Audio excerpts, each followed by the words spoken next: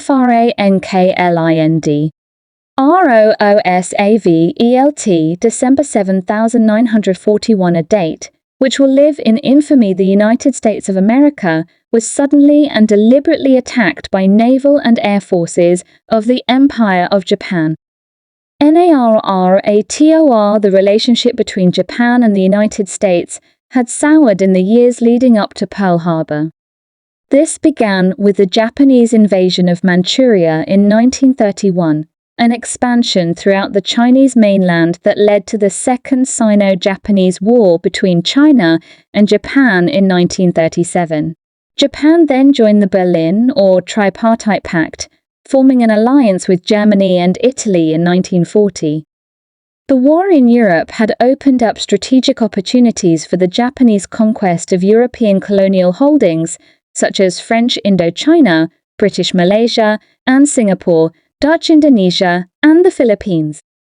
Following the invasion of French Indochina in 1941, the U.S. froze Japanese assets in the United States and declared an embargo on petroleum shipments.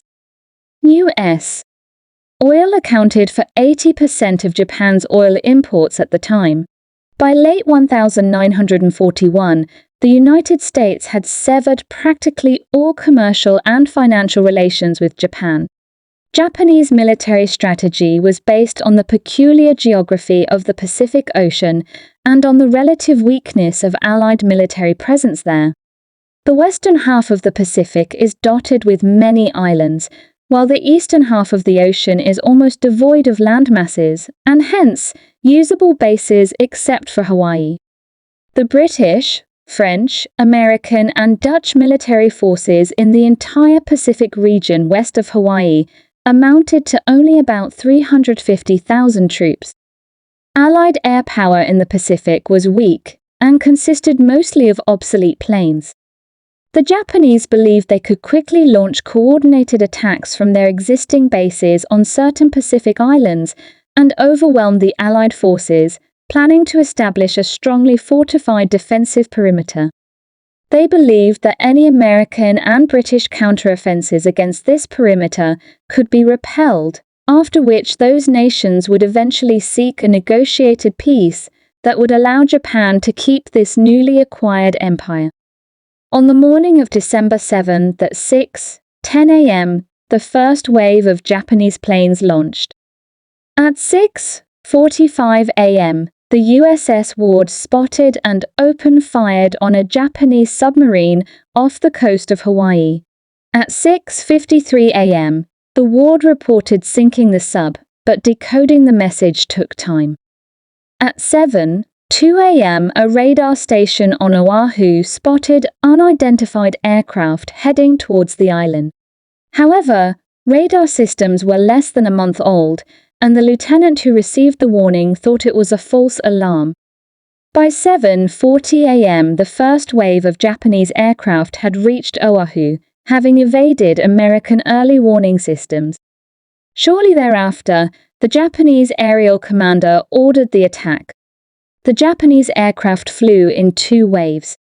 The first wave attacked airfields and anti-air defenses on the west side of the island, while the second wave, almost an hour later, concentrated on the eastern side. Both waves met over Pearl Harbor. In the harbor, anchored ships made perfect targets for the Japanese bombers.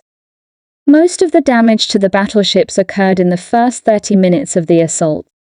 The Arizona was completely destroyed and the Oklahoma capsized. The California, Nevada, and West Virginia sank in shallow water.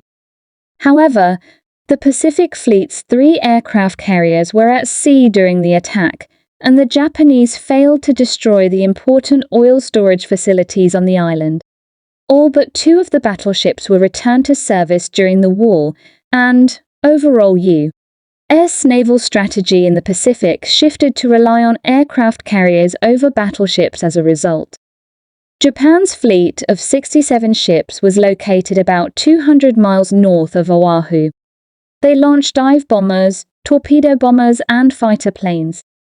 There were 353 Japanese aircraft involved in the attack, 29 of which were shot down. Only one Japanese ship that participated survived to the end of the war. In total, 2,404 U.S. military personnel and civilians were killed.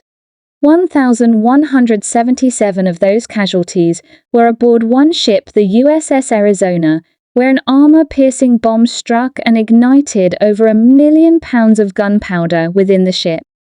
68 civilians were also killed.